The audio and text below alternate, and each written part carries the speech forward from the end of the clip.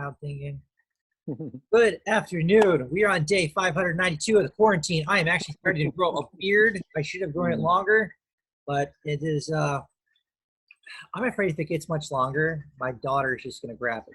Yeah. So, I shaved mine yesterday. Literally, it was pretty far gone. yeah. My daughter was saying, "You're scratchy, Daddy. You're scratchy." Well, before I go too much further, we've got authors David Berens and authors James Rosone talking today. If you hear any rain, it is because I am in South Florida, and it has been raining for 9 straight hours. And it is expected to rain for probably another 5 to 6 more, which is not uncommon for Florida, but it's a lot of rain. So if you hear it on the roof, that's what it is. It's ambiance. It's ambiance. It adds to the flair. That's right. So your daughter said this was getting too scratchy and you had to get rid of it, right? She did, and I'm going to be 50 next year, and it was really going gray, and I just said, you know what, it makes me feel a little bit older, so I got rid of it. I'm 42. I'm just Oh gosh, well, I guess it happens to all of us eventually. Well, it's called stress, and it's called your lifestyle. By the time I was 30, I had a lot of gray hairs on a gray beard. I was just like, gosh, I shouldn't be this old. I shouldn't feel this old. But I'll tell you what, man, 3.5 years in Iraq will make you feel old as dirt. I can't imagine. Oh my gosh. Trey's job. People don't realize that we would carry 77 pounds of gear on us, like your body armor, your magazines, your ammo, your pistol, your rifle, your water, and that's without a patrol pack or anything else. It's just 77 pounds right there.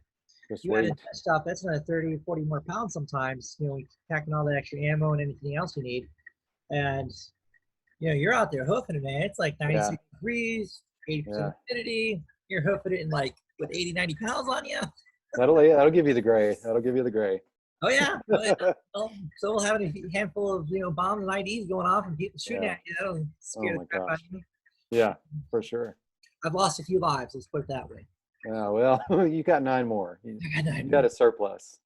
All right, so you are one of these famous tropical thriller authors who writes these epic Florida novels that we see on Amazon that depict my homeland, Florida. So tell us a little bit more about how you got into writing these kinds of books and why you chose to write this type of book. Yeah, so I lived in Florida. I don't live in Florida now. I live in Knoxville, Tennessee. But I lived in Florida in the Keys for a little while, in Isla Morada, which is about halfway down the string of the Keys.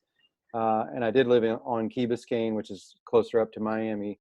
But I was there long enough to understand that sometimes in Florida, the truth is stranger than fiction. I mean, you see a headline and you go, really? That really happened? And my first book is full of actual events that, I just kind of reshaped into a plot. And in what I call Florida fiction and what a lot of people call Florida fiction, the characters dominate rather than the plot. My plots are pretty simple. It's a crime fiction series.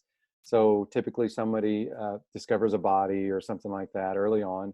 And then the main character kind of gets tangled up in it. And so as he goes through finding out what happened to this person or these people that maybe were murdered, you meet all kinds of zany, kind of wacky characters along the way, and they either come after him or he's after them. So it's just it's a really fun kind of series, but still has the edge and the suspense of a thriller. Yeah. No, and I like how you mentioned that sometimes in Florida things seem stranger than reality, or stranger than fiction, and that's so true because I don't know if most people realize it, but that TV show Cops originated out of Hillsborough County here in Tampa, Florida, and they still film it regularly here in Tampa, Florida. Because so much material. That's right. You get so much material out of there. Yeah, no, it's really cool to write about too, because you can just write out in left field and it works. You sometimes with a sort of a strict thriller, you have to make sure that it's believable and it actually follows the rules of human nature and things like that. But in Florida fiction, I mean, you can really go off the rails if you want. Yeah. And I kind of go right in the middle. Mine are a little bit zany, but they're not so far out that you go, oh, that's ridiculous. But it's fun to write. You got a lot of leeway there. What about coming up with a series where you write about Florida murder or something that happens on a cruise ship? And anytime this particular like Carnival cruise ship or Celebrity or Norwegian or Holland America cruise ship comes into a port and say Port of Tampa or one of the other East Coast ports, a murder happens. And it's like, who's involved in this? Folks, you heard it here. James and I will be co-writing this series. It'll be coming out in the fall. I know, right? 3-book minimum deal. 3-book minimum deal. Yeah, that's a good idea. There's a few things like that about, you know, my guy sort of hops up and down the East Coast, you know, and that's the hook is that he's sort of a beach bum. Sure. You know, and I call my reader group the Beach Bum Brigade. And that's part of the hook of being Florida fiction. It's not necessarily always in Florida, but it is always near the beach, you know, so there's always that sun and sand aspect to it. Pretty fun. Yeah, you know, I would wager if you contacted whichever cruise line you want to write about and tell them that you're going to be creating a series of books that's going to take place on one of their ships, like a specific ship, and ask them, they might actually comp you, even if it's an inside stateroom or a room, to stay on the ship for research. That's right. Because you're giving them a lot of publicity. I like the way you think. I like the way you're working here. We've got this deal. I'm writing these ideas down right now. Yeah, right. I like it. I was thinking of figuring out how can I commercialize my writing better. And first, you have to have an audience, and you got to have sales. So when we reach that 7-figure number, probably sometime in like August, September timeframe, that's when I want to reach out to like 6 Hour, some of the groups, the different people that I write about. Like I have I use their military weapons in our war books and spy thrillers and things like that. But I want to reach out to them and say, hey, I could use your stuff in my series, or I could use this group in my series. Do you want to sponsor one of these, one way or the other? Yeah, exactly. Not a bad idea. To say is no, right? That's right. Yeah. I think say no, and you're like, well, try the next guy. Try the next company. Yeah, like, hey, dude, I've got an audience. This thing's going to sell 20, 30,000 copies, and it could be all your weapons listed in there. That's right. That's right. Tell them how great these are. This is the best I've ever used. So, how are you holding up with you and the family? You guys you carve out time where you have dedicated time to write, dedicated time to be alone, to just think? Because sometimes I will be sitting in a chair looking, and my wife says, "What are you doing?" I said, "I'm working." Yes. What are you working? I'm thinking. Yeah. You know, I have 2 young kids, both of them under 4, a daughter and a son, and we've been blessed that we have. I'm in the playroom right now, but we are really close as a family, and we've had a wonderful time with this. This is hard and tough on a lot of people, and it's tough on me. I mean, I have a day job, you know, I'm a tennis instructor, and you know, the interesting thing is that, you know, we have nap time or quiet time, and that's when, you know, I kind of go and write, sit down and write. And if that doesn't happen, if I've got something else I've got to do, I wait for bedtime. You know, we do bedtime, and everybody seems to be catching up on their Netflix, but I'm writing 2 books, and you know, the idea is that I want to use this time because, you know, it looks like maybe we're going back to work, you know, within, I don't know, a month, maybe, we'll see. But once that happens, that takes away a lot of this time freedom that I have. Luckily, I have a family and, you know, and a great place to stay, and we're all kind of holed up here, but we have a fantastic backyard and trampoline and swing set and all that good stuff. So, you know, I just have to say, okay, guys, it's time for Dad to go sit at the computer for a little bit and get this work done. And they're very good about it. My wife's been really good to me about, you know, saying, okay, you know, it's your time, go use it wisely. So it's been an easy process. It's tough. I do the same thing because I got a 7-year-old, a 4-year-old, and a 7.5-month-old. And it's tough because, you know, my daughter, Molly, you know, she's 7.5, she's teething. So obviously she's, you know, not happy. Yeah. And you got a lot of crying involved. Yeah. Mm-hmm. You know, and it's tough because at the same point, you know, Daddy's got to work. I mean, this is a full-time gig, man. If I'm not cranking out a book every 90 days, I'm in trouble. Yeah, that's right. It's an expectation I set with my readers, and so I'm kind of beholden to make sure that I do that. You know, we recently brought on a couple of additional editors who are essentially replacing my wife, and my wife trains them and replaces herself essentially with them. I think that's going to help speed things up a lot and help alleviate a lot of my stress. Yeah, absolutely. Yeah, I put myself under the gun with my last release. got a book bub on the first book in the series, and there were 2 books. So I said, we've got to get book 3 out. And, and I said, we're going to put it on pre-order. We didn't have anything. We didn't have a cover. We didn't have a title. We didn't have anything, but I knew that book bub was going to bring, 50,000 copies or whatever, 40,000. Yeah. And I wanted that link. And so we put it at 90 days out. I think at that time they hadn't quite done the longer, now you can do it up to a year, but I think it was 90 days at that point. So we put it at 90 days, and boy, we got down.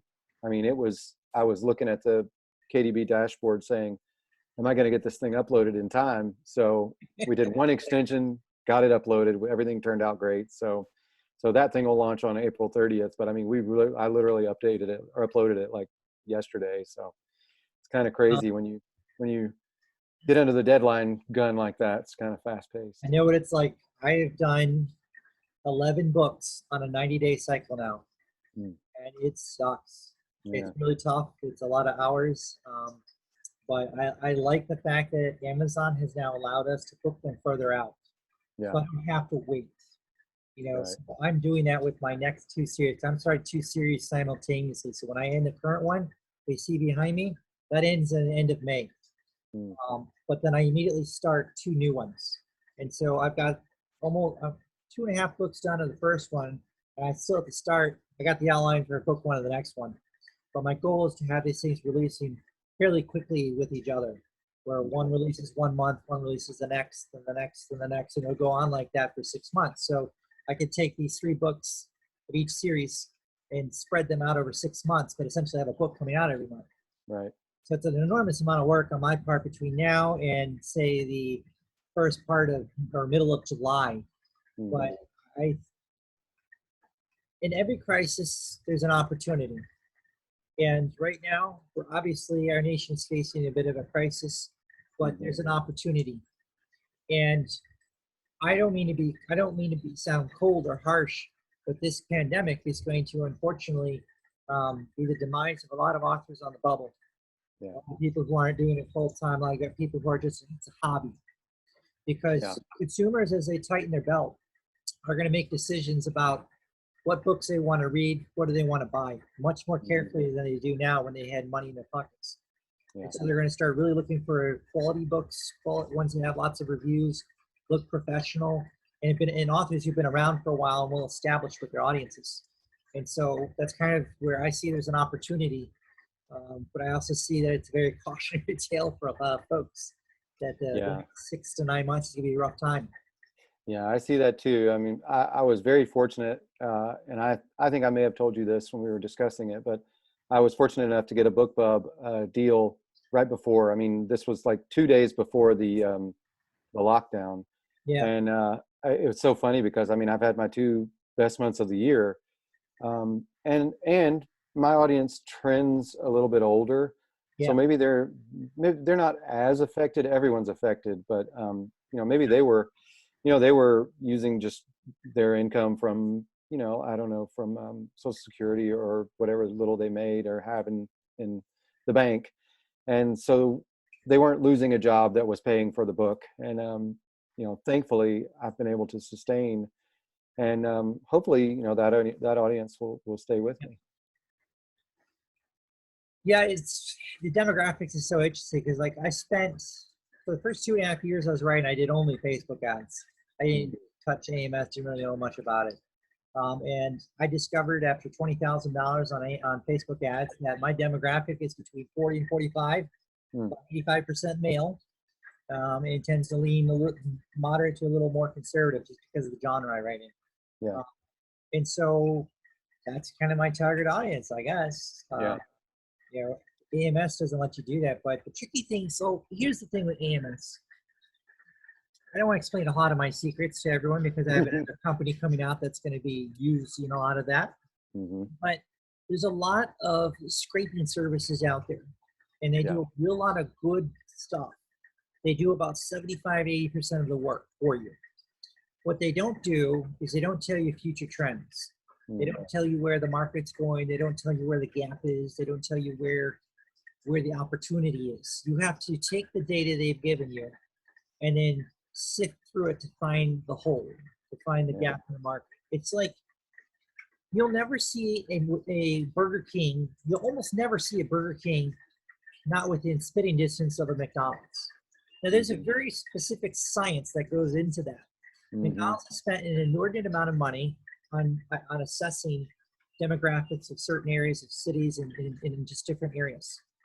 And Burger King and Taco Bell and some of the other companies have found that all they need to do is set up a facility opposite them, and they get to piggyback on McDonald's research. Yeah.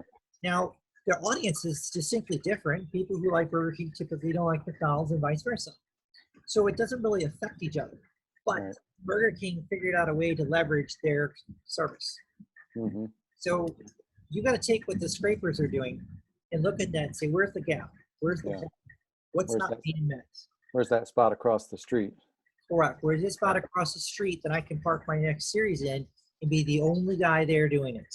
Right. And, you know, I always tell people, like a lot of the military authors I help, when you look at like what we've written, you don't see anyone else out there that's written anything like it.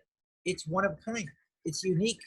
We're one of the few authors that write massive global wars that span for 5-6 books. Yeah. Not just a one book, 600-pound tome, and you never get to see all the nuts and bolts. You never get to see all the dirty details of how it works. And so we carved that niche out, and people love it. But I'm surprised that I haven't had any copycats, to be honest. Well, after this, you will. They'll be looking at these books saying, potentially. Mark Greenlee tried to copy my Red Storm series with his red metal book, but he might have been more successful if he had made it into more than one book, because the traditional publisher failure of only one book. Yeah. And it was a little too more. I don't know. I'm not going to speak. I won't say anything ill about it. I'm just. It did not reach the Red Storm series high watermark. Let's just put it that way. Gotcha. But I also don't have $100 million corporation pushing me. So. Right. That's right. Yeah. Yeah, that would be nice, huh? Get Amazon behind you. Well, you know, you got to find a niche. Once Amazon starts to see you're making them money, you know, I mean, I make Amazon. I probably make Amazon $60,000 to $70,000 a year. You know, how much we make? We probably make between $60,000 and $70,000 a year profit for Amazon. Yeah. That's in addition to about $30,000 we'll spend in ads. Yeah. So Amazon makes a lot of money off of me. I think they tend to. I don't think I have any special favoritism. I just know how to work their system better. Yeah. You know, but soon that system will be made available to others. Probably me. I might have to use you as one of my guinea pigs. So I think one of my guinea pigs is dropping out or not responding. So I'm going to have to find someone else. So I'll be glad to test it on yours because you have a backlist. I do have a decent backlist, yeah. Yeah, that's what I need is a decent backlist. I've got one author we're testing, only has 2. I've taken his ads, and we spent $2,200 in 2 months on ads for his, actually only in one book. The second one came out 2 weeks ago. But that one book, we spent $2,200 on ads over 2 months, and we made $8,100 in return. I'll take that. Yeah, it was a good return. And I was shocked because that was one book. And it's a memoir. Yeah. It's a nonfiction book about, he was a helicopter pilot in Vietnam. And, wow. Matt Bridges' book, or Matt Jackson's book, I'm sorry. It's just really great. Great story. And I was surprised it took off like it did, to be honest with you. I'm happy. I'm excited. He uses my editor. He uses my book cover designer. I wrote his ad copy. Run his ads, and we've just been crushing it. That's cool. Well, that's awesome. I'm hoping to get more people, though, help more people with that, because it's a great career to be able to just work for yourself and do this full time. Yeah, that's my end goal. You know, I guess you would call me a mid-list sort of indie author. Not mid-list. You're on the cusp. You're almost there. You need just a little bit of help to push you up over that side. And so our new company is going to get this thing coming out. It's going to be Authors Marketing Solutions. When that thing comes out, that's going to be pretty big. So. Well, I'm excited to see that. I really am. That sounds like something I could definitely benefit from. So a lot of folks will, and that's the whole point. You know, is it's all about how much money you can make. Whether creating some fancy new tool to market things for people and say, hey, let me charge you this much to help you out with that. There's a lot of people doing that, but it's more about teaching people how to fish. Because if I can we can run this for you for a while. But if you're doing your due diligence, you're looking and observing what we're doing. You shouldn't need us to run and do this forever. I mean, Right. it's a lot of freaking work. That's why you're paying us to do it. That's But right. if you're willing to pay to do, if you're willing to put the work in yourself, you don't need to pay someone else. Right. I don't pay a marketing firm to market my Facebook or Amazon ads because I think I can do $2,000 worth of work Yeah. and put that into ad spend as opposed to paying them. Right. You know, but that's not everyone wants to do that. Yeah. Yeah. It's a tough job. I can remember when I first got started, I had to, had one book. I did what every author who publishes an independent book does. They put it up and they go, okay, we go to the mailbox and get that check. And you go to the mailbox and you go to the mailbox and you go to the mailbox and it's not there. Yeah. It's like, wait a minute. My first book I published was in 2010. It was January 2010. I was still in Iraq at the time. It was through Tate Publishing, a bunch of crooks. And they're supposed to do like editing and cover design and marketing the book. Man, they didn't do none of that stuff. It was terrible. So they publish it, and I hardly sell any copies. Could never get any support from them. They wouldn't push it or promote it. It was just abysmal. And it just burned out my writing aspirations for probably like 4 years, Oh my gosh. But we finally got the rights back to that. We rewrote it, re-edited it, added about 40% more content. One of my roommate, who was an interrogator in Iraq with me, added a chapter of his own experiences into the book as well. Oh, cool. To get some more stuff in there. But nice. It's different writing. When you're writing like a memoir or a nonfiction book about real life stuff, that's totally different than fiction. Yeah, absolutely. It's totally different. That's why I don't do it. I just want to make it up. I don't want to. Yeah. I wrote a book that was sort of semi-autobiographical, but I was able to just say, okay, this is really actually fiction, but I'm just going to share my experiences through this character. And it was nice that I could go off script. I could just say, okay, I need something to happen here that didn't really happen to me. So fiction, you're obviously, like we were discussing with Florida fiction, you can go out wild and off the rails, and people will go, oh, well, it's supposed to be crazy like that. It's supposed to be zany. So it's kind of cool. Yeah, I was talking. I have another interview that's going to air here shortly with that Navy SEAL veteran, Mike Day. He's got such an incredible story. His book is called Perfectly Wounded, because he was like, there she is. Say hi. I know. My daughter doesn't say. Right, let Daddy talk. I'll talk to you in a minute, okay? My kids do the exact same thing, so don't worry. But Mike's story, she's really good about it. She's good about letting me have my space. Yeah, well, you got to listen to Mike's story. It's truly incredible. I mean, this is a man who, he only finished the 10th grade. He got a GED and then went into the Navy, went right into SEALs, and was a SEAL for 20 years. I mean, just an amazing, incredible story of someone who grew up in a not good household, who was destined for prison, and then joined the military and managed to save himself from that. Wow. Yeah. And his whole thing about this book, Perfectly Wounded. I mean, how more apt is that to have gotten shot 27 times and blown up by a grenade and be able to walk back to work 5 months later? That's insane. I know, that's crazy. Some people don't come back from a car wreck that quickly. I know. I was like, man, you realize, dude, that's like divine intervention right there.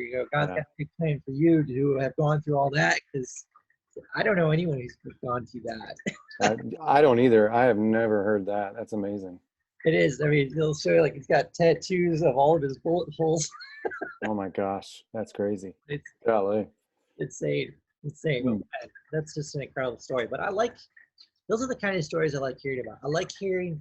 This is why I like doing these indie author interviews, where it's just raw and behind the scenes. Get behind the author, behind the book, to see who they are. What's their backstory? What's their history? How did they get into this? Because none of us started out writing books out of college. Yeah. I mean. Yeah. Yeah, I was an English major in college, and I was fortunate to have a, a senior level creative writing class where one of the projects was to, outline and proceed as if you were going to write a novel. Oh, wow. And I didn't, of course I did all of the quote background work, but I never did the actual writing of that novel. And that was 1994. So that's been 100 years ago. Okay. And, that outline and that broad sort of story arc stayed in the drawer for a long time. And I brought it out, a few years later and wrote the book. And that book was more fantasy and fiction and like Lord of the Rings and things like that. And it was like one of those, sort of novels where the first edition, the first copy was terrible. It's bad. And I published it anyway, just because I wanted to get it to family and friends and things like that. And so hopefully I was able to, thankfully I was able to rewrite it and reproduce it, get a good cover and get all the stuff you learn later on to make it actually work. And I learned a lot through that book to make all of my new stuff better, and I'm sort of the outlier when it comes to indie publishing, because I published my first Florida fiction book in, I think, 2017. Yeah. And so the idea was, just one book. I really had no idea that series was a thing. I didn't know anything about self-publishing, didn't know any of the big players. I didn't know, the Facebook groups. And the book soared. It sold like crazy. And I thought, well, I've made it. It's just gonna keep going like this. Quit the day job. Da da da. 2 months later, it all just, went tanked and went down. And the problem was, of course, I didn't have a series behind it. Didn't know how to market. Didn't do anything to help it stay where it was. So I tanked back down to sort of beginner level. Had to learn it all over again. I had to learn all about KDP and Amazon and Wide and, Amazon ads and BookBub ads and Facebook ads and all of that. So, I've taken some of the big name courses. Yeah. And I do the same thing. I go through mining and trying to fish through and see where the trend is and how can I make my books more, along the lines of those trends and sell a whole bunch. And so now I'm sort of just gradually riding that slow, long climb. And, it's one of those things where you stay on top of it. You carve out your time and you stay on top of it. Oh, thank you. Yep. Thank you. I always tell some of the people will ask, how do you crank out so many books? They'll ask me that all the time. And I tell every one of them, I said, look, unless you've either physically been homeless or you've been close to being homeless, you don't know what it means to write like you're going to be homeless. Yeah. People say that all the time. But, like there was a period when I was growing up for about 13 months where we didn't have anywhere to live. We lived in a campground in a pop-up trailer for 6 weeks or 10 weeks as a kid until the snow came. We lived in Illinois at the time.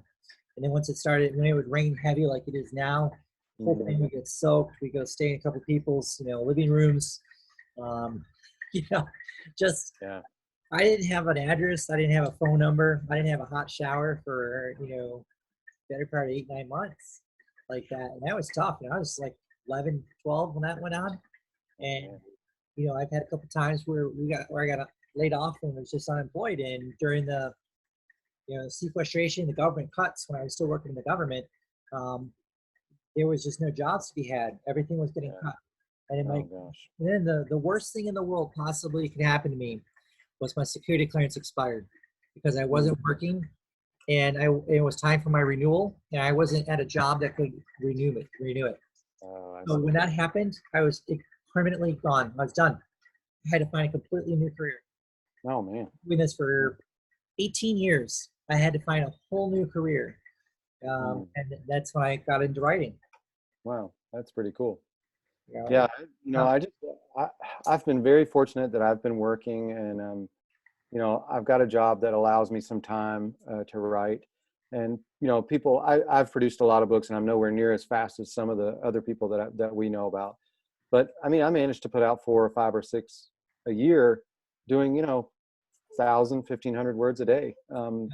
So if you can get in the chair and bang out a few paragraphs, a page or two, by the end of the year, you have a whole bunch of work. If you just do 1 page a day, you will have a book at the end of every year if you Yeah. just do 1 page a day, and make that your best page ever if that's all Yeah. you can manage. But Yeah. if you can muscle out 3-4 hours a day and just knock out 3, 4, 5, 1,000 words a day, you can significantly increase your production rate, Yeah. of your books. Yeah. I will plug one thing here. I did read Chris Fox 5,000 words per hour, and I've never come anywhere near that. Me neither. But I do credit some of those things with, hey, baby. Sorry. I do credit some of those things with bringing my word count up significantly. Yeah. I write in sprints now where I used to sit and just look at the keyboard, and now I just try to give me a 20-minute stretch where I just bang it out, and and rest and then go back, and that significantly increased my word output. So it's worth picking up and looking at it if you think you're not sure about how to produce that many words. Yeah, and the other plug I'll give that has helped me tremendously over the years is masterclass.com.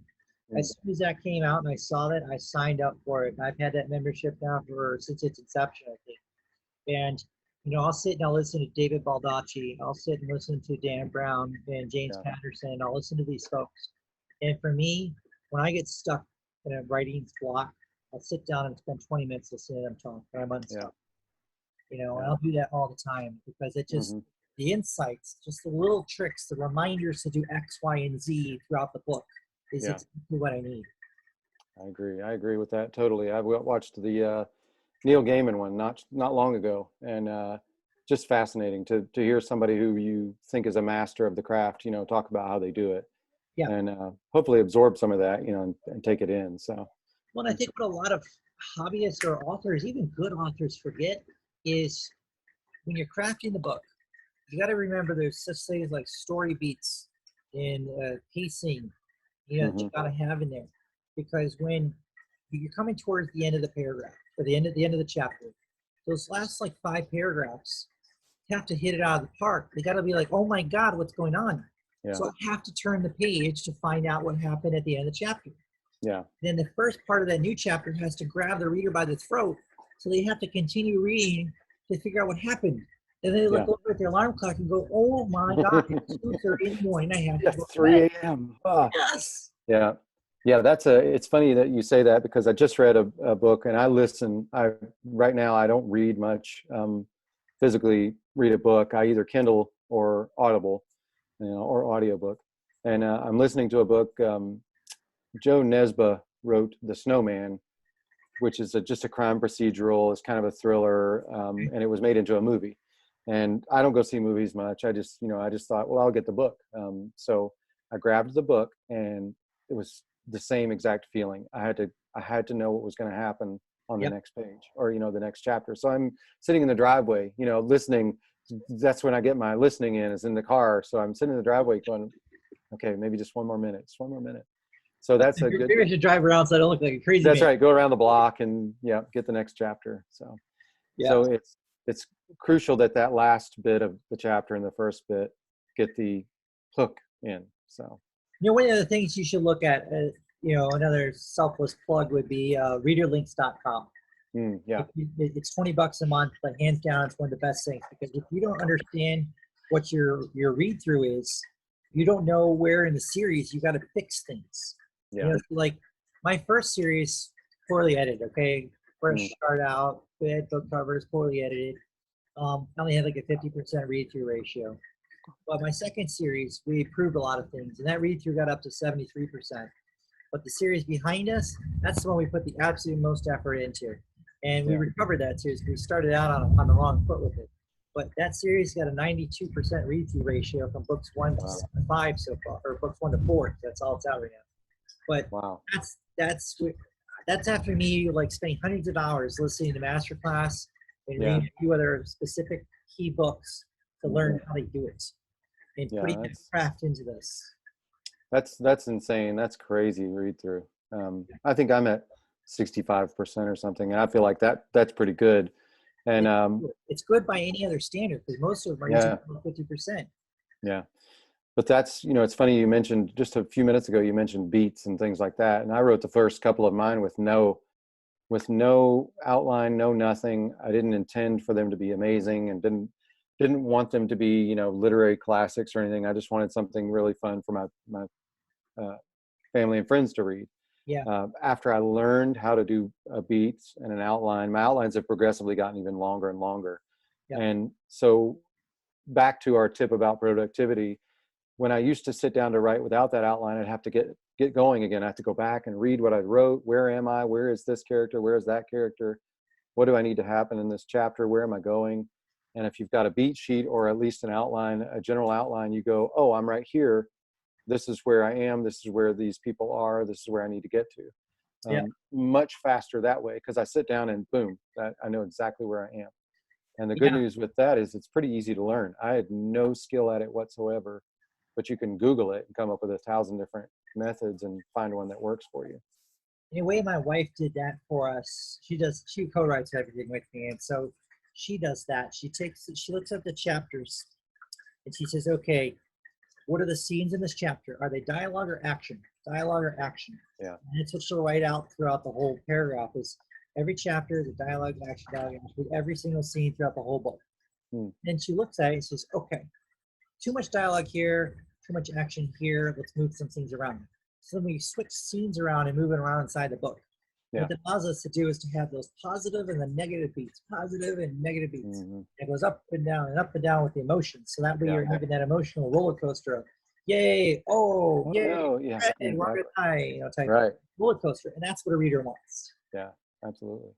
Yeah, I had an AI experience not too long ago.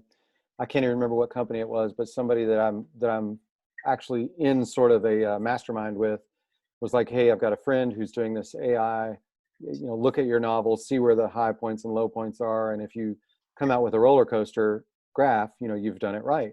And I thought, oh no, this is gonna be terrible. But it turned out to be pretty good. I somehow managed to accidentally fall into a nice rhythm of those ups and downs. And that's what I think you said, it's what makes a reader, go, oh, I need to read the next, I got to find out what happens.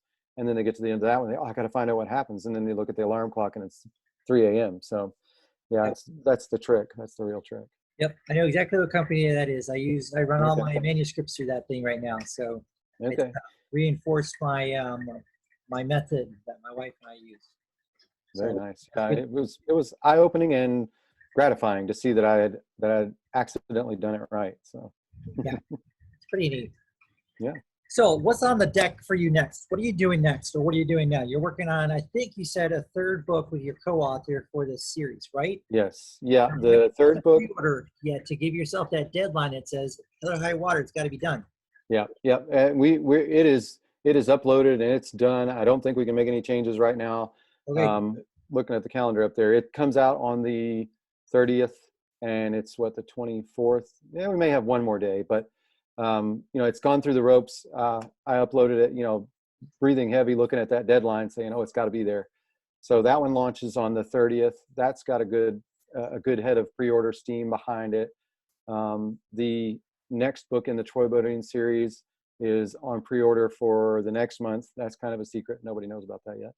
So I want to get through this this launch, get that done, and then I'll start talking about Troy Bodine. Okay, 1 second, baby. Yeah. Okay, hang on 1 second. Okay, 1 second. No, I was going to tell you that is the secret sauce right there that I figured out 2 years ago was pre-orders. And so yeah, and that puts me under that deadline, and I know it's got to be done. So that I've got 2 that are coming out on the 30th, and then another one that'll come out a month later. And so that keeps me rolling on producing ads and marketing and talking to my email list and my social media and all that. So yeah, I'll tell you, dude, the pre-orders, hands down, that is the secret sauce. Most people don't realize it, but I put the pre-order for the next book at the end of the book that just came out.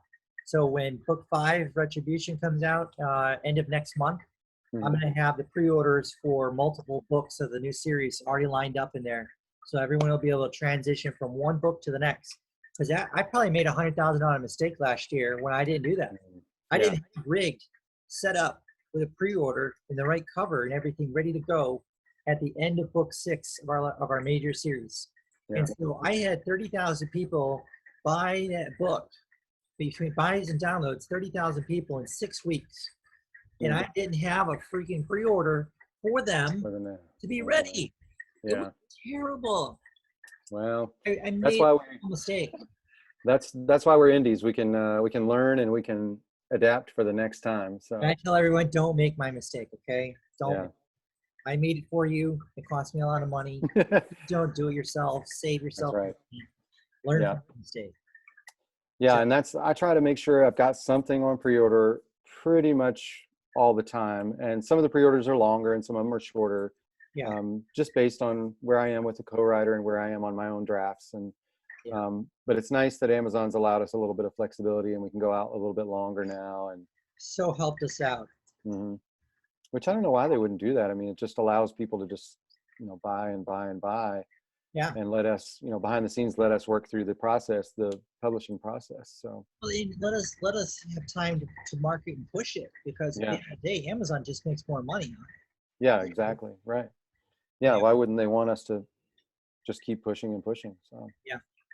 Well, we've been chatting for a while. We've gotten to see your lovely daughters times. My kids unfortunately stayed inside.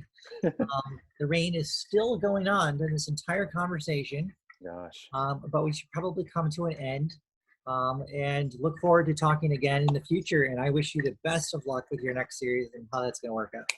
I appreciate it, James. I'll be waiting on the email about that Amazon company. So don't leave me hanging. I will not. I will make sure you're in on that. All right. I'll talk with you later, bud. Take care. Thank you.